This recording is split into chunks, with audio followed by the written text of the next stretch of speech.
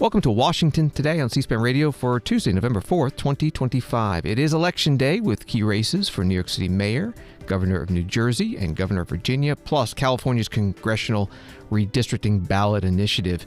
Maryland Governor Wes Moore announces a commission to explore congressional redistricting in his state with the aim of flipping the only Republican-held seat to Democratic. He says it's in response to President Donald Trump and Republican-led states gerrymandering. Day 35 of the federal government shutdown, tying the record for the longest ever. Another Senate vote fails to reopen the government, but bipartisan talks about a path forward are ongoing. White House Press Secretary Karoline Leavitt says the Trump administration will comply with a court order to fund the SNAP food aid program through emergency funds. This comes after President Trump posts that the funding would go out only after the government reopens. And Transportation Secretary Sean Duffy warns of mass chaos in air travel if the government does not reopen by next week, when air traffic controllers will miss a second paycheck. And former Vice President Dick Cheney has died at the age of 84. Former President George W. Bush, under which Cheney served, calling him among the finest public servants of his generation, a patriot who brought integrity, high intelligence, and seriousness of purpose to every position. New York Times writing that voters are surging to the polls on Tuesday to elect the new mayor of New York, as one of the city's most closely watched elections in recent years draws to a close. By noon, more people had voted in this race than the final tally in the last mayor's race, and polls will remain open until 9 p.m. Eastern. President Trump urged New Yorkers in a social media post to vote for independent Andrew Cuomo and threatened to withhold federal funds from the city if Democrat Zohran Mamdani is elected. On Tuesday, Mr. Trump took his anti-Mamdani rhetoric to a new level, disparaging Jewish New Yorkers who support him, writing, "Any Jewish person that votes for Zohran Mamdani, a proven and self-professed Jew hater, is a stupid person," reporting from the New York Times. Zohran Mamdani answered reporters' questions on this after he voted today. President Trump says he plans to reduce federal funding if you win. What are your thoughts on that? President Trump also encouraged every New Yorker to vote for Andrew Cuomo. There are many things that he will say and that he will do that will not actually bear out in the results within our own city. I will treat his threats as they deserve to be treated, which are the words of a president and not necessarily the law of the land. And too often we treat anything that he says by virtue of who's saying it as if it is already that law.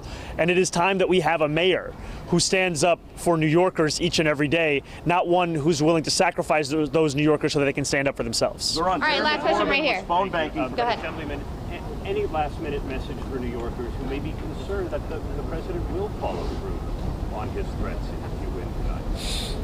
I look forward to representing those New Yorkers and look forward to fighting for every single dollar this city is owed. What we see in the language of Donald Trump is a premise as if it is his decision on whether or not to fund a city the very money that this city is owed. And I look forward to utilizing every single tool at my disposal as the next mayor of this city to fight for the people of it. That means using the courts, that means using the bully pulpit, that means ensuring that we actually follow the letter of the law. And I know that doing so is something that threatens Donald Trump. It's why he's gone after Attorney General James, because she had the audacity to hold him to the same law that every New Yorker is held to. But I will not be intimidated by this president. I will not be intimidated by anyone, because my job here is to serve the people of the city. Zohran Mamdani, with reporters after voting this morning, MSNBC writing at a precinct in Queens, New York. Mamdani voted for himself earlier this morning under the Working Families Party ballot line rather than the Democratic line, his campaign spokesperson told MSNBC. Like many other Democratic candidates, Mamdani appeared on both lines. Mamdani identifies himself as a Democratic socialist. That was from MSNBC. Andrew Cuomo, independent candidate for New York City mayor, also voted this morning and spoke to reporters about President Trump's endorsement of him. Does it determine your legacy? The president today, your legacy? You accept it from the president. The president does not support me. The president opposes Zohran Mamdani. The president believes Zohran Mamdani is a communist. He believes he's an existential threat. I believe he's a socialist and an existential threat, and not a dress-up socialist, right? Their school of socialism is Democratic Socialists of America. Government controls the means of production. no private ownership of real estate, abolish jails, decriminalize prostitution. This is frightening stuff. And I think that's why you're seeing New Yorkers react and New Yorkers turn out. I'm offering the exact opposite. Safer New York, 5,000 new police, 1,500 police on the subway. Make New Yorkers feel safe again. You want to bring the cost of housing down, which we have to do, you have to build more affordable housing. It's supply and demand. There's nothing tricky to it. The trick is having the confidence in the ability to make the government work to actually build 100,000 units a year. And that's about making the government work, which is what I have done all my life. And that's how you really make change. You make change by understanding how to run the government, tackle the obstacles, move the bureaucracy, move the politics to actually make progress. That's LaGuardia Airport, that's Kennedy Airport, that's Second Avenue Subway. That's the same story over and over and over. You want to make change in government? You think it's easy? You go and say, I want to make change. You know what they say? You can't. You can't. They give you a list of 1,000 reasons why it can't happen. The bureaucracy pushes back. You have to learn how to make that government work to actually deliver for people. And that's what I've done all my life. President Trump just tweeted that the Jewish person that would vote for Mamdani would be a dictator. I don't know if that's true. New York City mayoral candidate Andrew Cuomo, an independent, speaking to reporters this morning after voting. President Trump's endorsement read in part, whether you personally like Andrew Cuomo or not, you really have no choice. You must vote for him and hope he does a fantastic job. He is capable of it. Zohran Mamdani is not. Most polls going into this election day had Cuomo in second place behind Zohran Mamdani and ahead of the Republican nominee, Curtis Sliwa. Sliwa spoke to reporters today outside a polling station before he said his wife was going in to vote. Final message is, unlike my adversaries, I want to applaud all New Yorkers.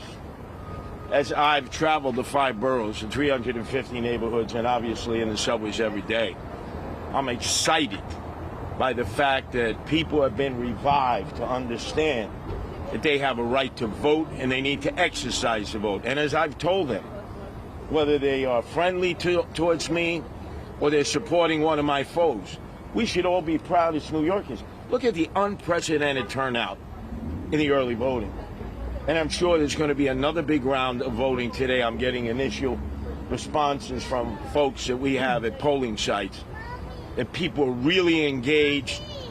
They're understanding the importance of elections. Most importantly, my campaign has stood in stark contrast to Andrew Cuomo, the candidate of the billionaires, the influencers, the insiders. I'll tell you straight up, this is not going to be an election determined by the powers that be. It's going to be determined by the people, even if they don't choose me. This is people power. This is not the power of the political elite, the wealthy, the rich, who think they can wine you, dine you, and pocket line you like they have Andrew Cuomo. Curtis Sliwa, Republican nominee for New York City mayor, outside a polling station today in New York City.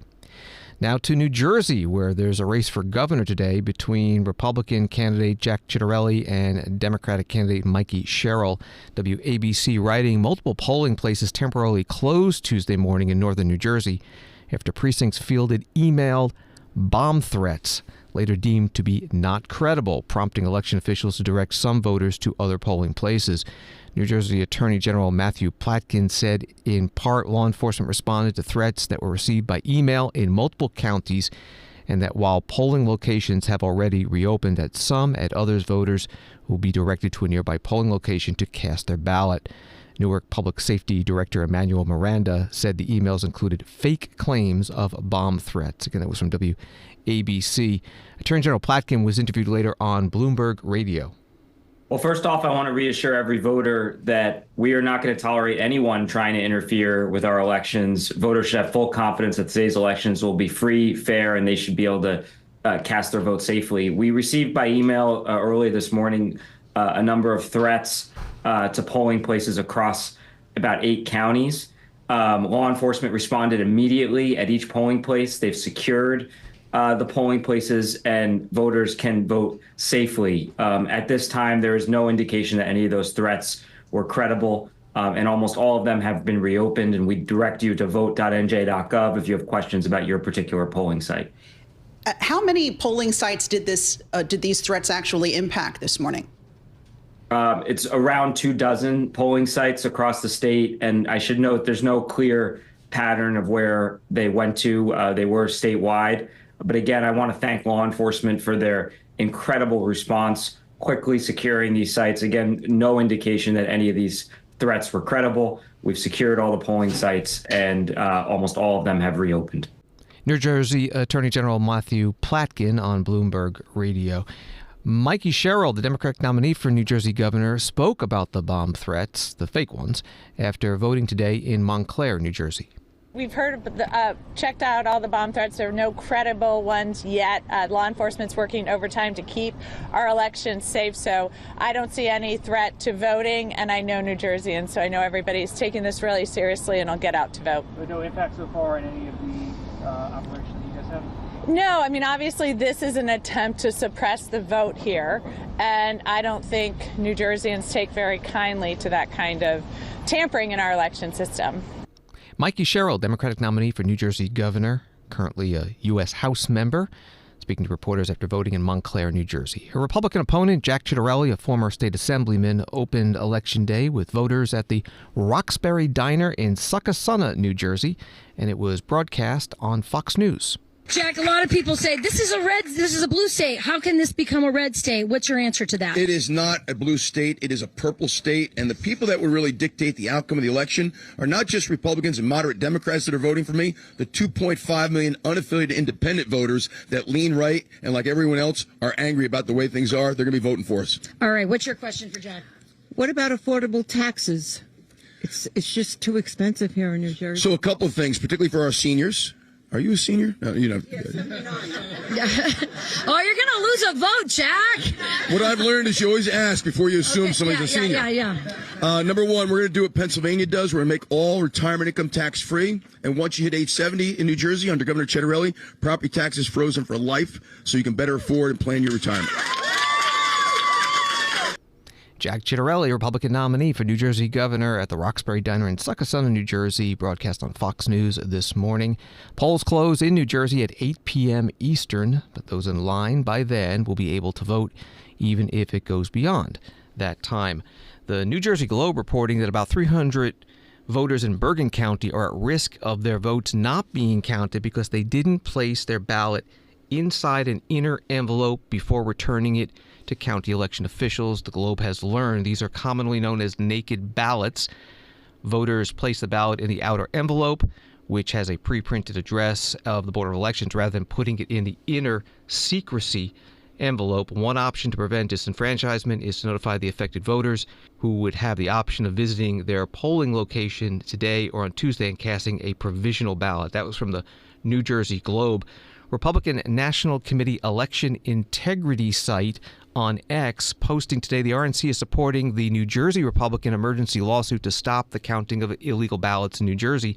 Democrats are trying at the last minute to get officials to count roughly 300 illegal ballots in Bergen County. We're fighting to make sure only lawful votes are counted.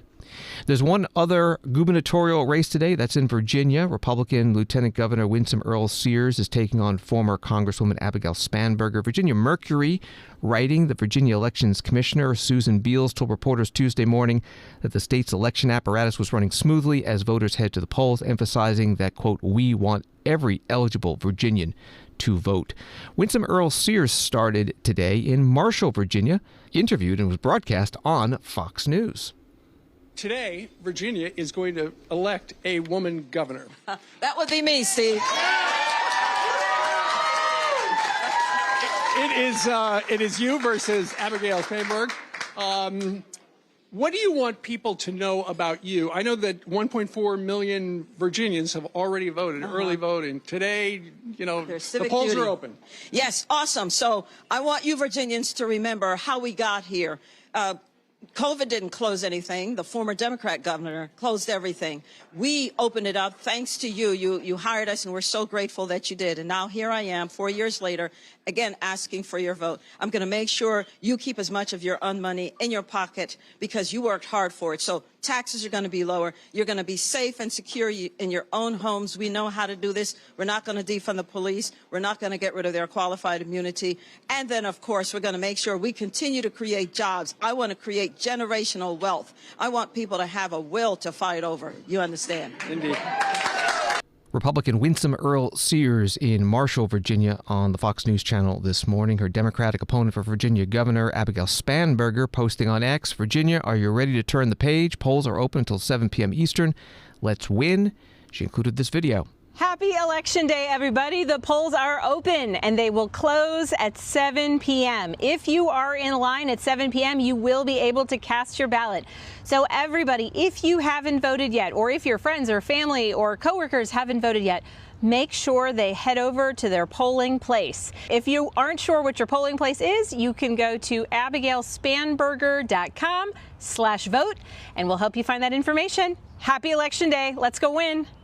Abigail Spanberger putting up that video today. Her closing argument for the campaign was at Virginia Commonwealth University yesterday in Richmond. We're excited about the fact that Virginians tomorrow will make clear that we want a governor who's focused on lowering costs, strengthening our communities, strengthening our public schools, and growing our economy, despite all of the challenges that we see coming out of D.C. Abigail Spanberger at Virginia Commonwealth University on Monday. ABC News writing about this race, the results of the Virginia gubernatorial election, which comes during an off year, is often viewed as a political bellwether for competitive races in the midterms the following year. The governor's race is of particular interest this year because Virginia is home to more than 300,000 federal workers, many of whom were likely affected by efforts made by the Trump administration's Department of Government Efficiency to slash the federal workforce and current government shutdown that has no end in sight. This year's results could serve as a referendum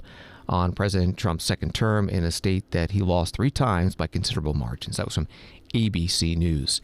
Out in California, voters are deciding today whether to approve Prop 50, which would temporarily replace the independent Congressional Redistricting Commission with a legislature-approved map for elections from 2026 to 2030.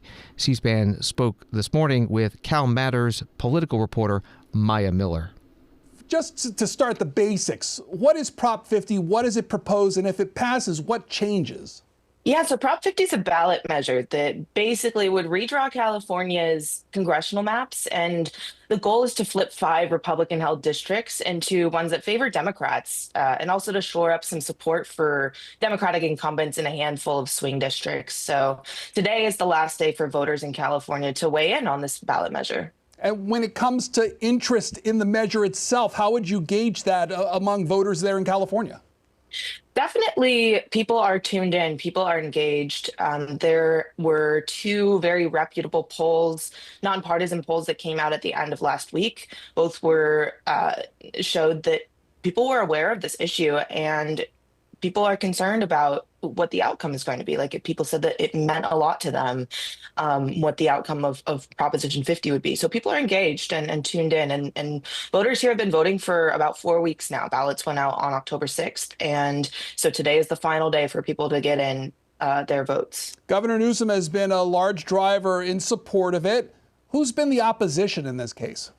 Yeah, so definitely California Republicans and rural residents who say that they will lose representation under these new maps have been anti-Prop 50. There's also these champions of good governance like Charles Munger Jr. He's the biggest funder overall and has given more than $32 million of his own money. And Munger actually helped fund the campaign to create an independent redistricting commission more than 15 years ago.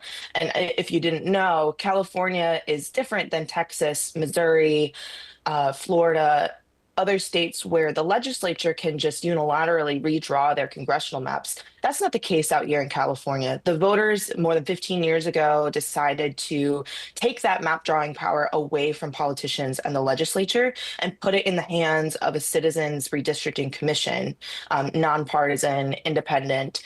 And so that's really the big the big message on the opponent side is, why should California tear up our Constitution to counter what's going on in other states? That just doesn't make sense, and that's not good for democracy, is what they argue. Maya Miller, if the proposition passes, are there current members of Congress that could find themselves on the outs because of these redrawn districts? Absolutely. Democrats are trying to flip 5 Republican-held congressional districts over to Democrats. Those 5 incumbent Republicans will face much more difficult races in 2026. That's not to say that they are guaranteed to lose, but it'll be a much steeper uphill battle. And then Prop 50 also tries to shore up support for vulnerable incumbent Democrats in more purple areas, such as Orange County. So that would make it more difficult for any Republican challenger in those seats. We're talking about Representatives Derek Tran, Representative Dave Min, and a handful of others as well. You put a piece out yesterday, and I'll just read the headline because I want you to fill in the blanks. The headline says, California Democrats made Prop 50 about Trump. Polls show that it's working as voting ends. How did this become about the president? Well, Prop 50 is really being framed as a way to respond directly to these redistricting efforts in red states that Governor Gavin Newsom of California and his allies say that President Trump started back in the summer. There's reporting that President Trump called up Governor Greg Abbott of Texas and said, hey, find me 5 more seats, congressional Republican seats in Texas, and have your legislature redraw the congressional maps to give us those seats. Understandably, the president is worried that Republicans could lose control of the House after the midterms, which would render the last 2 years of his presidency much more difficult and much more difficult to pass his agenda. So Governor Newsom is really making this issue national, making it about the president, and wanting voters to understand that democracy is on the ballot and democracy is at stake. That's his main argument. Maya Miller, Cal Matters political reporter on C-SPAN's Washington Journal program this morning. The polls in California are open until 8 p.m. Pacific time, 11 p.m. Eastern. The Palm Springs Desert Sun writing an article on Prop 50 that has this: vote by mail. Ballots must be postmarked on or before November 4th and received by November 12th, 2025. However, ballots mailed on Election Day might be postmarked too late to be counted due to changes made by the U.S. Postal Service. So California voters cutting it close on Election Day may want instead to drop off their ballot at a vote center or ask an employee at the post office to postmark it. That was from the Palm Springs Desert Sun. Roll call writing that Maryland Governor Wes Moore on Tuesday announced the creation of a commission to consider redrawing the state's House map, the latest escalation in the nationwide fight over mid-decade redistricting. Democratic Senator Angela Alsobrooks will chair the 5-member Governor's Redistricting Advisory Commission, which will, according to a statement from Moore, organize public hearings, solicit public feedback, and make recommendations. Maryland's current congressional map already favors Democrats, who hold 7 of the state's 8 House seats. Congressman Andy Harris, the chair of the hardline conservative House Freedom Caucus, is the lone Republican in the Maryland delegation, representing the 1st district on the state's eastern shore. That was from a roll call. Governor Moore was asked by a reporter today at a news conference in Annapolis about a Democratic Maryland state leader, Bill Ferguson, saying the Senate would not be moving forward with mid-decade redistricting. The Senate President has expressed concern that going through this process could lead to the potential of losing a Democratic seat or two. Do you have any concerns about that? I've heard his concerns, and I just disagree. When I think about this moment that we find ourselves in, when I think about the type of damage that we have now seen, not just to the state of Maryland that we've seen from the federal government, but then also the danger to our democracy. When I'm seeing that we have a White House that is picking and choosing which states that they think should go through processes to determine whether or not they have fair maps, and then telling other states that they should just sit down and be quiet. I just have a fundamental disagreement. I think that what this moment requires is urgency. I think what this moment requires is us using our time and using our intellectual energy to actually push and to make sure that we have fair maps, not to spend time trying to figure out why we should not. do anything.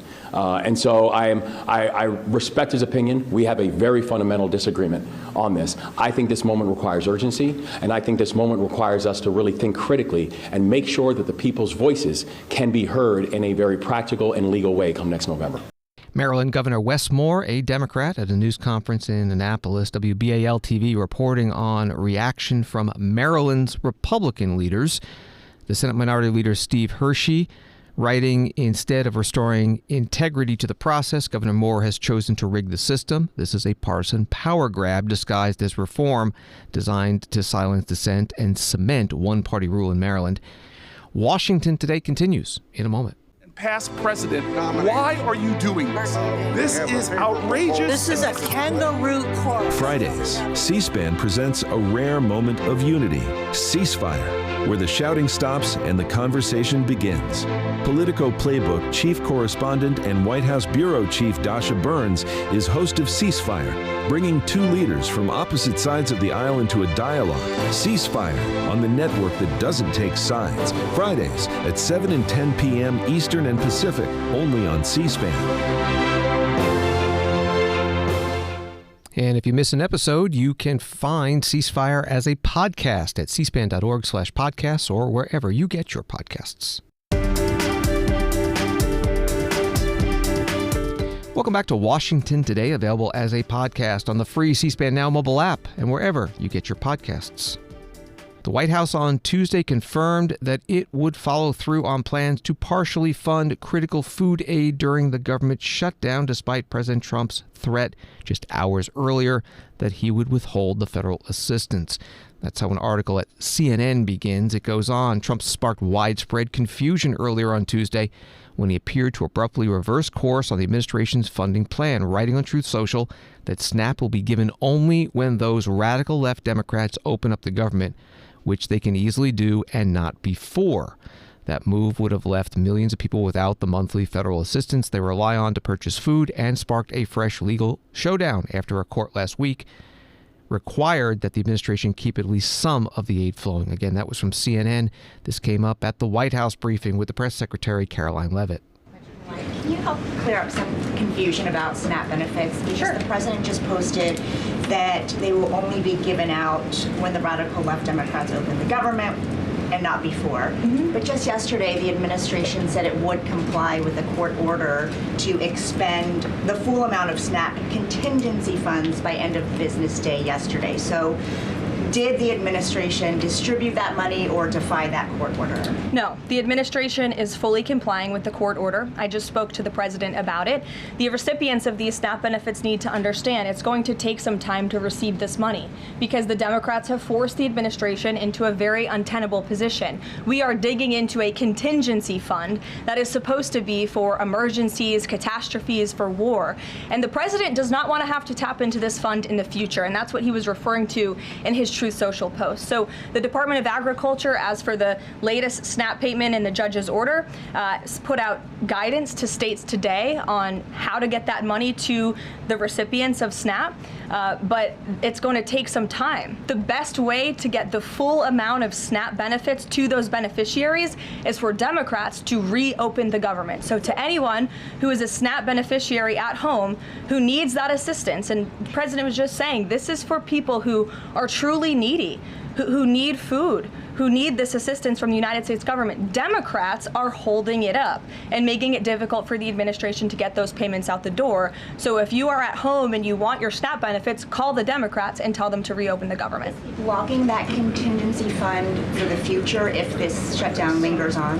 Look, the president does not want to have to continue to dip into a contingency fund that doesn't even have enough money, by the way, to fund the full program. It takes $9 billion to get the full scale of the benefits out the door. This contingency fund only has about $5 billion in it. So again, Democrats need to reopen the government so we can get these benefits out the door for people who truly need them.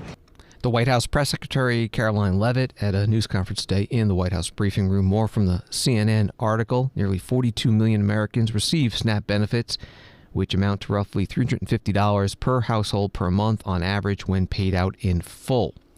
On Capitol Hill, House Democrats held a news conference on the grounds of the Capitol building to discuss this government shutdown and the SNAP program. Debbie Dingell from Michigan. You are witnessing Democrats that are here, ready and wanting to work with our colleagues to get the government open, but to also make sure that our children, our seniors, our veterans have access to food, and millions of Americans have access to affordable health care.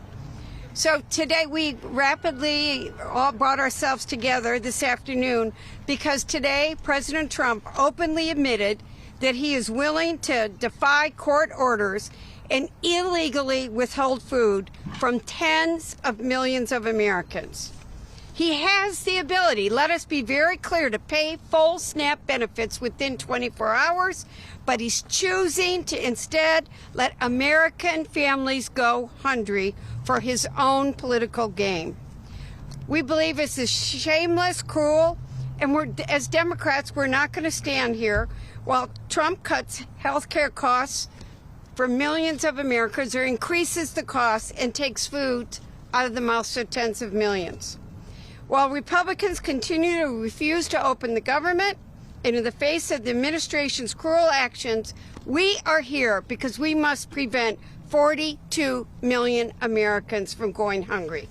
That is why Jim McGovern and I were on the floor today and asked for swift passage of a Republican bill introduced by Representative Meeks Miller to fully fund SNAP during this shutdown. Unfortunately, Republicans have blocked their own bill to fund SNAP immediately and instead want to hold food hostage for millions of families who rely on SNAP to afford groceries. Congresswoman Debbie Dingell, Democrat from Michigan, news conference outside the U.S. Capitol building with other House Democrats. The House met today for a pro forma session, no legislative business scheduled, and therefore she and Congressman McGovern were not recognized to try to pass the bill she mentioned. Over on the Senate side, this is day 35 of the government shutdown, and the Senate voted for a 14th time not to move ahead with the government funding measure that Republicans are supporting. That's a straightforward temporary reopening and funding of the government. The vote was 54 to 44, short of the 60 votes needed. So that record of 35 days sure to be broken now. And Democrats have been calling for including an extension of expiring affordable health care insurance enhanced tax credits in any bill that reopens the government. Senator John Thune, Republican from South Dakota, the majority leader, spoke at a news conference about the vote and any next steps. I'm hopeful again that this is the week in which the Democrats will conclude that this is not a good thing, and while they may believe politically that it's in their best interest, and obviously we've seen lots of statements that suggest that, it's certainly not in the best interest of the American people. The American people are those who are caught up in the political games being played here in the Senate by the Senate Democrats. All it takes is 5 of them. We have a bill sitting at the desk, which we voted on repeatedly. It came over from the House of Representatives, meaning that as soon as the Senate passes it, it goes directly to the President. He will sign it into law. The government will reopen. And all these adverse consequences that are being experienced by people across this country will go away. That's all it takes. 5 more Democrats, 5 Democrat senators with the courage to take on their political base and their leaders and to do what's in the best interest of the American people.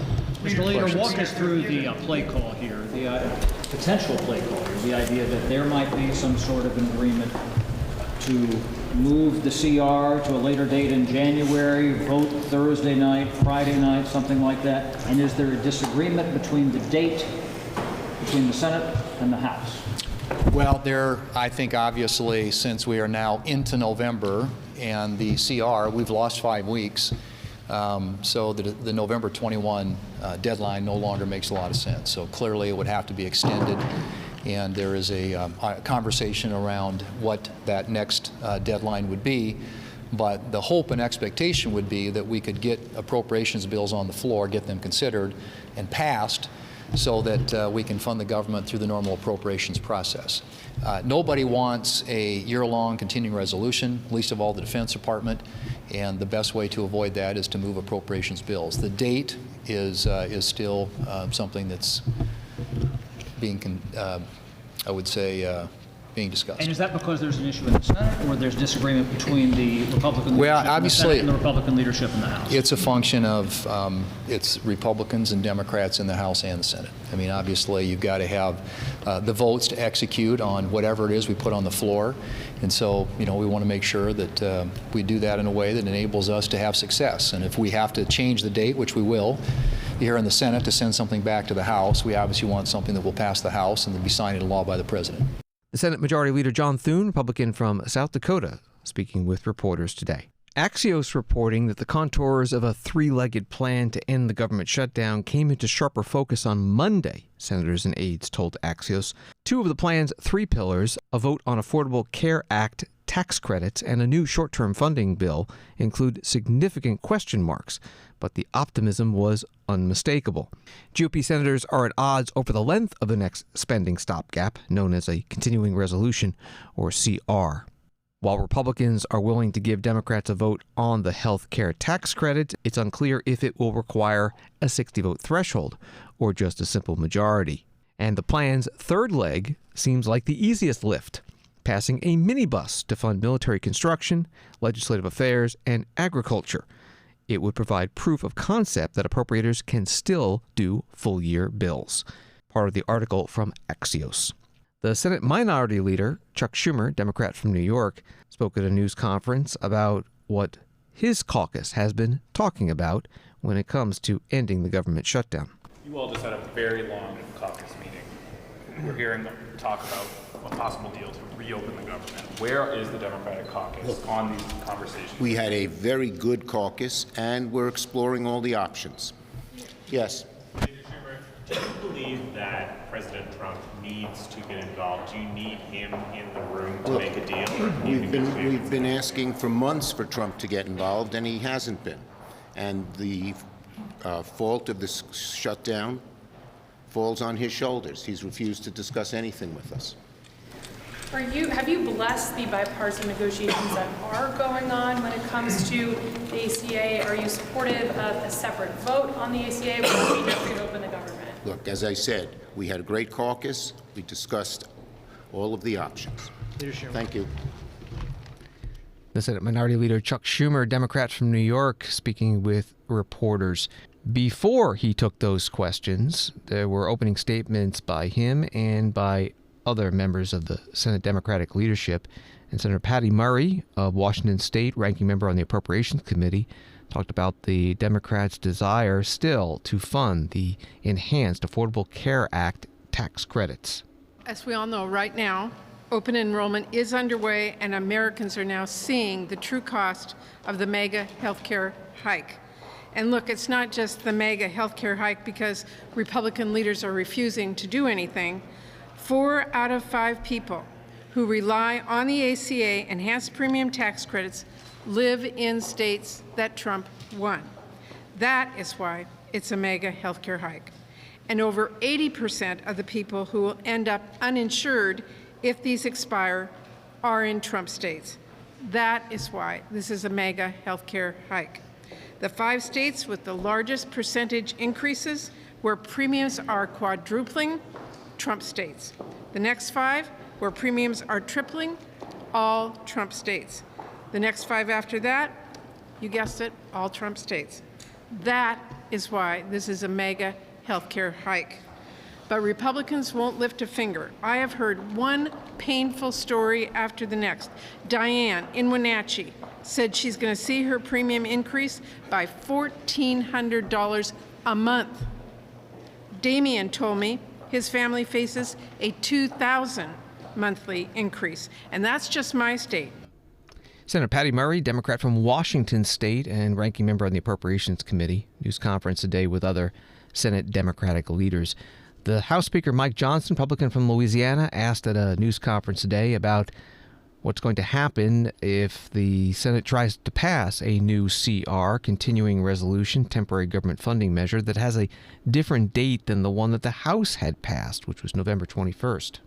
You said that they may pass it in the middle of this week, a new CR with a different date, maybe in December or January. Would you see the House coming back this week to pass? If the Senate passes something, of course, we'll come back. We're running out of clock. Obviously, we put 7 weeks on the clock. That was remember, the bipartisan arrangement that was made between Democrats and Republicans in the House and the Senate, in consultation with the Senate, bipartisan bicameral agreement that they needed 7 more weeks on the clock, because once we got to the end of the fiscal year, September 30th, there would be that much more time needed, they estimated, to finish the government funding appropriations process.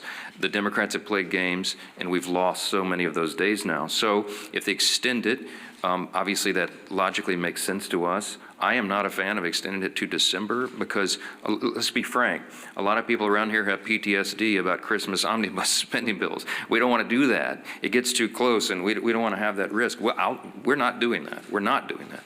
But too many people have concern.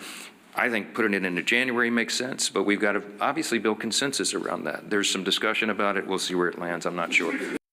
House Speaker Mike Johnson, Republican from Louisiana, at a news conference with other House Republican leaders. The House Minority Leader, Hakeem Jeffries, Democrat from New York, held a news conference as well on day 35 of the federal government shutdown. The cost of living in this country is out of control, and Donald Trump has not done a damn thing to change it. And in the midst of this 35-day government shutdown, has spent multiple weekends on the golf course, holding let-them-eat-cake type of parties at his luxury resort in South Florida, found $40 billion to bail out a right-wing wannabe dictator in Argentina, and yet Donald Trump can't find a dime to extend the Affordable Care Act tax credits or provide nutritional assistance to hungry children in America to ensure that they can put food on the table. The American people are smart. They see all of this happening in real time. And of course, what Republicans always do is try to distract the American people, as they've done in New Jersey and Virginia, and it will not be successful. It's over for these people. And we're going to see it today, and we're going to see it during the midterm elections next November. Congressman Hakeem Jeffries, the Minority Leader, Democrat from New York, speaking to reporters. PBS, writing, the Transportation Secretary Sean Duffy predicted Tuesday that there could be chaos in the skies next week if the government shutdown drags on and air traffic controllers miss a second paycheck. There have already been numerous delays at airports across the country, sometimes hours long, because the Federal Aviation Administration slows down or stops traffic temporarily anytime it is short on controllers. Last weekend saw some of the worst staff shortages, and on Sunday, flights at Newark Liberty International Airport in New Jersey were delayed for several hours. That was from PBS. Here is Transportation Secretary Sean Duffy at today's news conference. The controllers got 90% of one payment, 80 to 90% of one payment. They missed the second paycheck. On Thursday, they get an email pay stub that'll show what their next payment is going to be. So this Thursday, they'll get an email that shows that their pay stub is a big fat zero. Many of the controllers said, a lot of us can navigate missing one paycheck. Not everybody, but a lot of us can. None of us can manage missing two paychecks. So if you bring us to a week from today, Democrats, you will see mass chaos, you will see mass flight delays, you'll see mass cancellations, and you may see us close certain parts of the airspace because we just cannot manage it because we don't have the air traffic controllers. Transportation Secretary Sean Duffy.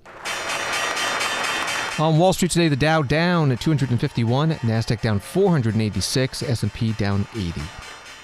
Story from the New York Post, the White House offered no public condolences Tuesday on the death of former Vice President Dick Cheney, saying flags were lowered to half staff at the executive mansion because the law requires it. President Trump has repeatedly attacked Cheney, who died Monday at age 84, as a warmonger and sparred with his daughter, former Congresswoman Liz Cheney, Republican from Wyoming, who served as the top Republican on the House Select Committee that investigated Trump's role in the January 6, 2021 Capitol riot. Both Dick and Liz Cheney endorsed then Vice President Kamala Harris in last year's election, with the former vice president saying Trump was the greatest threat to the country since its founding. That was from the New York Post. Flags were also lowered at the U.S. Capitol. White House Press Secretary Karoline Leavitt got questions about all this at her news conference today. Karoline, as of last I checked, the president still had not commented on the death of former Vice President Dick Cheney. Is the White House involved in the funeral arrangements in any way? Does the president plan to speak at the funeral? Has he spoken to anyone in the Cheney family today? And does the White House have an opinion on whether or not the former Vice President should lie in honor or state in the Capitol? I don't believe the White House is involved in that planning, or at least hasn't gotten to it yet. I know the president is aware of the former Vice President's passing, and as you saw, flags have been lowered to half staff in accordance with statutory law. White House Press Secretary Karoline Leavitt. The U.S. flag code requires that the American flag be lowered after the death of a former vice president from the day of death until internment. Former President George W. Bush, under which former Vice President Dick Cheney served, putting out a statement that began, "The death of Richard B. Cheney is a loss to the nation and a sorrow to his friends. Laura and I remember Dick Cheney for the decent, honorable man that he was. History will remember him as among the finest public servants of his generation, a patriot who brought integrity, high intelligence, and seriousness of purpose to every position he held." And those positions included White House Chief of Staff to President Ford, Congressman from Wyoming, and Defense Secretary under President George H.W. Bush. Former President Bill Clinton putting out a statement. Throughout his long career in public service, Dick Cheney was guided by a deep belief that he was doing what was right for America. Though we often disagreed, I always respected his dedication to our country and his unwavering sense of duty. My thoughts are with Lynn and the Cheney family. Senator John Barrasso, Republican from Wyoming, paid tribute today on the Senate floor. This morning, Wyoming mourns the passing of Vice President Dick Cheney. His career has few peers in American life.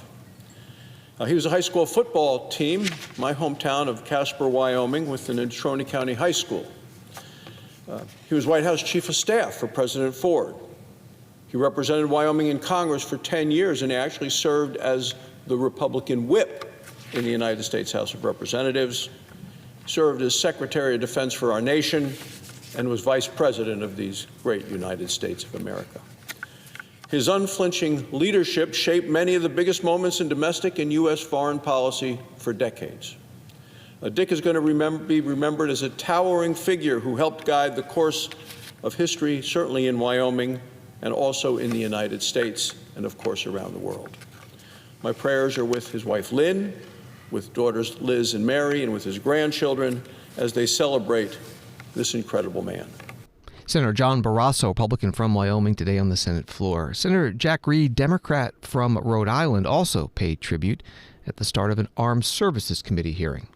I do want to add my comments regarding the passing of the Vice President, Dick Cheney. He was a dedicated public servant. His entire life was involved with public service, and he had a profound respect for the Constitution and conducted himself in that way constantly. We disagreed in certain times, but no one could doubt his sincerity in his service to the nation. Senator Jack Reed, a Democrat from Rhode Island, at the start of a hearing at the Armed Services Committee. He's the ranking Democrat there. CNN writing about the death of Dick Cheney, America's most powerful modern vice president and chief architect of the war on terror, who helped lead the country into the ill-fated Iraq war on faulty assumptions, has died, according to a statement from his family. He was 84. His beloved wife of 61 years, Lynn, his daughters, Liz and Mary, and other family members were with him as he passed, the family said, adding that he died due to complications of pneumonia and cardiac and vascular disease. The family added, Dick Cheney was a great and good man who taught his children and grandchildren to love our country and to live lives of courage, honor, love, kindness, and fly fishing. And they wrote, we are grateful beyond measure for all Dick Cheney did for our country, and we are blessed beyond measure to have loved and been loved by this noble giant of a man. That was from CNN. There are more than 450 videos featuring Dick Cheney at C-SPAN's video library, cspan.org, dating back to 1984 when he was in Congress, and C-SPAN was just 5 years old. In 2015, Dick Cheney was at the U.S. Capitol for a ceremony to unveil his bust to add to the nation's vice presidential bust collection, since the vice president is also the president of the Senate. And he spoke about his public career. If someone had told me as a young man that my name would one day rank in the list that included men like John Adams and Thomas Jefferson, Theodore Roosevelt, Calvin Coolidge, Harry Truman, I would have been amazed. Any such scenario would have seemed like a real stretch for the man who, in my early 20s, was building power line and transmission line across the state of Wyoming and beyond. In the short version, a few breaks came my way. One job always led to another in a life that's taken me to far more places than I ever expected. It took me into this Capitol for the first time in 1968 with the hopes of working for a guy named Don Rumsfeld as his congressional fellow. During that first interview, he made it clear to me that I was not what he was looking for and threw me out. A few months later, he saw the error of his ways and recruited me to be his assistant during that first term of the Nixon administration. When Jerry Ford became president, he accepted me on Don's recommendation and later made me White House Chief of Staff. Don Rumsfeld and Jerry Ford fundamentally changed my life. A decade later, I returned to the Capitol as Wyoming's sole member in the House of Representatives. I want to thank the Wyoming delegation for being here today. I had the great good fortune when I arrived in the House to begin a lifelong friendship with Bob Michael, who's with us today. Bob from Illinois was our Republican leader. He took me under his wing. He taught me everything I needed to know to speak for the people of Wyoming effectively in the House of Representatives. I'm glad you're here, Bob. I fully intended to spend my career in the Congress, but will always be grateful to President George H.W. Bush for asking me to join his administration as Secretary of Defense. It was a special privilege to serve with the men and women of the United States military and to work with the President through Operation Desert Storm, the collapse of the Soviet Union and the end of the Cold War. If you had to design an individual to serve as Commander-in-Chief during those times, it would look a lot like George H.W. Bush, and I was proud and honored to serve him. I don't recall exactly when I was first introduced to President Bush's eldest son, but I must have made a half-decent impression.